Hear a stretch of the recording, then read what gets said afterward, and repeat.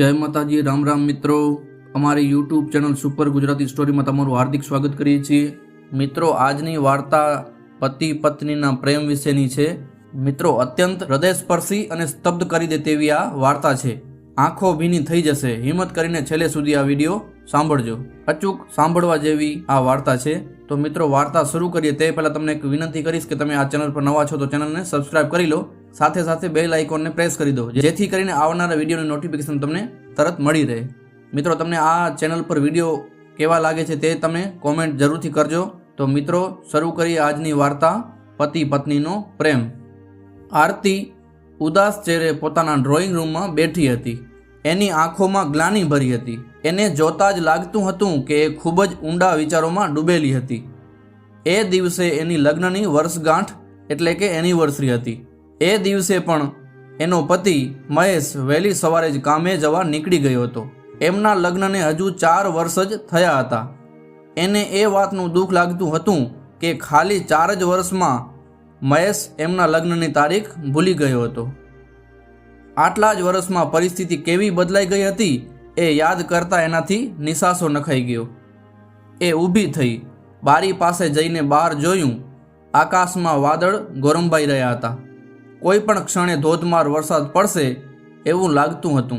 लग्नना प्रथम 3 वर्ष वरसादनी ऋतुमां बंने जण केवी मजा करता ए एने याद आवी गयुं।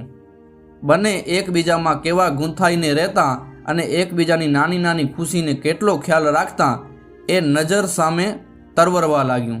छेल्ला 1 वर्षथी बंनेना संबंधमां कंईक अजब कड़वाश फेलाई गई हती। बंने वच्चे नानी नानी बाबतोमां झगड़ा थवा लाग्या हता। एकबीजा साथे રીસાવવું, एकबीजाने गमे तेम बोली देवुं, अपमान करी नाखवुं वगैरे जाणे के रोजिंदी घटना बनी गई हती। एनिवर्सरीनो दिवस हतो पण ए अत्यंत उदास हती। 4 ज वर्षमां एमनी जिंदगीए लीधेला वळांकना विचारोए एने हचमचावी मूकी हती। आरतीनी आंखोमांथी आंसूनी धारा वही निकળી। जूना दिवसोने याद करता आरतीने थतुं हतुं के काश एना पतिने एमनी आजे एनिवर्सरी छे ए याद आवी जाए अने ए अत्यारे आज क्षणे पाछो आवी जाए तो केवुं सारूं। बराबर ए ज क्षणे एना घरनी डोरबेल वागी। एने आ चमत्कार जेवुं लाग्युं। आरतीए बारણું खोल्युं। एना आश्चर्यनो पार न रह्यो। त्यां एनो पति महेश ज ऊभो हतो। 2 घड़ी तो ए मानी ज नहोती सकती के जे ए जोई रही हती ए साचुं हतुं। बारणामां खरेखर एनो पति ऊभो हतो। आखी घटना बनी ज एवी रीते हती के एने हजू ए चमत्कार जेवी ज लागती हती। आरती ने नवाई में डूबी गयेली अने एकदम पूतळानी माफक उभेली जोता महेश बोल्यो, ओ माय डियर, अरे वाली, मने तारे माफ करी देवो पड़शे। हूँ साव भूली गयो हतो के आजे आपणी एनिवर्सरी छे। याद आवता ज हूँ उतावळे भाग्यो छुं एटले तारा माटे फूलो के गिफ्ट लाववानुं शक्य न बन्युं। परंतु मारी पासे एक सरस प्लान छे। આપણે હમણાં જ કોઈ સારી હોટલમાં જઈશું। ત્યાં શેમ્પેઇન અને બેસ્ટ કેક સાથે આપણે 2 જણ પહેલાની માફક જ એનિવર્સરી ઉજવશું। બધું જ ભૂલીને બોલ, તું શું કહે છે? આનંદથી ગેલી થઈ ગયેલી આરતી હજુ તો કાંઈ જવાબ આપે એ પહેલાં જ ફોનની ઘંટડી વાગી। આરતી ડ્રોઈંગ રૂમના કોર્નર પાસે જઈને રિસીવર ઉપાડીને હેલો કહ્યું। સામે છેડેથી અવાજ આવ્યો, મેમ, हूँ नजीकना पोलीस स्टेशन थी बोलूँ छूँ। शू आप मिसिस आरती बोलो छो? मिस्टर महेशना पत्नी? हाँ, हूँ एज बोलूँ छूँ। बोलो, शू काम हतुं? आरतीए जवाब आपता पूछ्યું। त्यारे सामेथी जवाब आव्यो, मेम सॉरी, तमने जणावता दिलगीरी थाय छे के तमारा पतिनुं जो आज नाम होय तो ए आजे 1 कलाक पहेला मृत्यु पाम्या छे। ट्रेन नीचे कपाई जवाने कारणे एमनुं करुण मौत थयुं छे। आ तो एमना खिस्सामांथी मळेला पाकिटना आधारे अमे तमारो नंबर तेमज सरनामानी भाड़ मेळवी शक्या छीए। मारे तमने અહીં આવવા વિનંતી કરવાની છે, કારણ કે તમે મૃતદેહની ઓળખ વિધિ કરશો એ પછી જ અમે પંચનામાની કાર્યવાહી પૂરી કરી શકીશું અને લાશને પોસ્ટમોર્ટમ માટે મોકલી શકીશું। હું જાણું છું કે આ સમાચારથી તમારી દશા શું થઈ હશે, એટલે તમે અહીં આવી શકો તેમ છો કે હું જીપ મોકલું, परंतु तमे जेम बने तेम जल्दी आवी जशो तो सारूं रहेशे, पोलीस अधिकारीए कह्युं। आरतीए कह्युं, परंतु परंतु मारा पति तो अहींया छे, मारी साथे, मारा घरमां ज छे, तो एमनुं मृत्यु कई रीते शक्य बने? થોડુંક થોથવાતા અને થડકારો અનુભવતા આરતીએ કહ્યું. સામેથી જવાબ આવ્યો, સોરી મેમ, હું તમારા મનની પરિસ્થિતિ સમજી શકું છું. પોલીસ અધિકારી બોલ્યા, તમે જે કહો તે, પરંતુ તમારે પોલીસ સ્ટેશન તો આવવું જ પડશે, કારણ કે એમની લાશ અત્યારે મારી સામે પડી છે. એટલે તમે કહો છો એ કઈ રીતે શક્ય બન્યું એ હું તમને સમજાવી શકું તેમ નથી, પરંતુ જેમ બને તેમ જલ્દી તમે અહીં આવી જાઓ તો સારું, નહીંતર કોઈને ત્યાં મોકલવાની મને ફરજ પડશે. એટલું કહી પોતે કયા પોલીસ સ્ટેશનથી બોલે છે એ જણાવીને અધિકારીએ ફોન મૂકી દીધું. આરતીનું મન શૂન્ય થઈ ગયું. એણે પાછા ફરીને દરવાજા તરફ નજર કરી. ત્યાં એનો પતિ મહેશ નહોતો. તો પછી શું એનો આત્મા મને મળવા આવ્યો હશે? એના મનમાં ધાસકો પડ્યો. પોતે એક ધારા એના વિચારો કરતી હતી, એટલે કદાચ એનો આત્મા ખેંચાઈને આવી પહોંચ્યો હોય એવું બની શકે.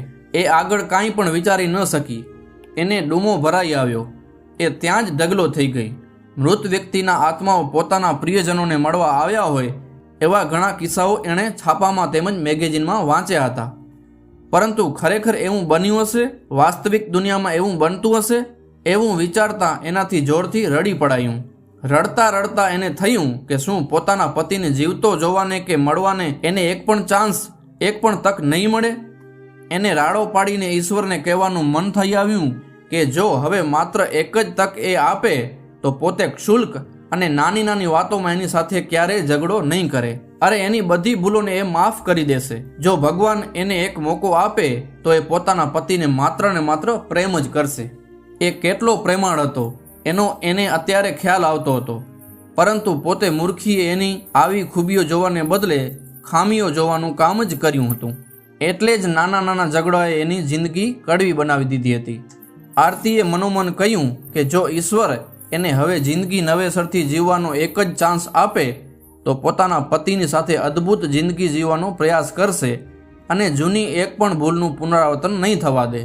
આંસુ ભરી આંખે આરતીએ આકાશ સામે જોયું. ભગવાનને આજીજી કરતા કહ્યું, હે ભગવાન, મને એક ચાન્સ, એક તક આપ.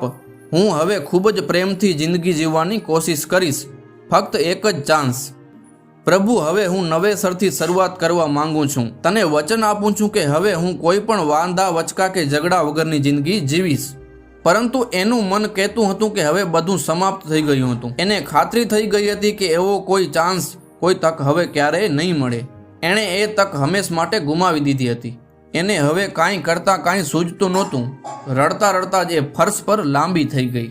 બરાબર એ જ વખતે નીચેના બાથરૂમનું બારણું ખુલવાનો અવાજ આવ્યો. રડવાનું બંધ કરી આરતી સફાળી બેઠી થઈ ગઈ. જોયું તો એનો પતિ મહેશ બાથરૂમમાંથી બહાર આવી રહ્યો હતો. હજુ આરતી કાંઈ કહે એ પહેલાં જ એ બોલ્યો, અરે હા ડાર્લિંગ, હું તને એક વાત કહેવાનું ભૂલી ગયો. આજે એકાદ કલાક પહેલાં એક ખિસ્સા કાતરુએ મારું પાકીટ મારી લીધું. મને ખબર પડી એટલે હું એની પાછળ દોડ્યો, પરંતુ એ રેલવે ટ્રેકની દિવાલ કૂદીને રેલવેના પાટા પર ભાગી ગયો, એટલે હું એને પકડી ન શક્યો. સોરી ડિયર, બાથરૂમ જવાની જલ્દીમાં તને આ વાત કરવાનું રહી ગયું હતું. આરતી ફરીથી અવાચક અને પૂતળા જેવી બની ગઈ. 2 ક્ષણ પછી એ ઊભી થઈ અને દોડીને પોતાના પતિને ભેટી પડી. એની આંખોમાંથી શ્રાવણ ભાદરવો વરસવાના શરૂ થઈ ગયા. પરંતુ હા, આ વખતે આનંદ અને હર્ષના કારણે એ આંસુઓ વહી રહ્યા હતા. મિત્રો, આપણે કેમ હંમેશા એવા વહેમમાં જીવીએ છીએ કે જિંદગી આપણને આપણી નાની મોટી ભૂલો સુધારવાનો બીજો ચાન્સ આપશે? નથી લાગતું કે આજથી જ એ કામ શરૂ કરી દેવું જોઈએ? મિત્રો, તમારું શું કહેવું છે? મિત્રો, આજની વાર્તા તમને કેવી લાગી? વિડીયો પસંદ આવ્યો તો વિડીયોને લાઇક જરૂર કરી દેજો અને કોમેન્ટ પણ જરૂર કરી દેજો તમને આ સ્ટોરી કેવી લાગી. તો મળીએ મિત્રો આવી જ એક નવી સ્ટોરી સાથે. ત્યાં સુધી સૌને જય માતાજી, રામ રામ, જય શ્રી કૃષ્ણ.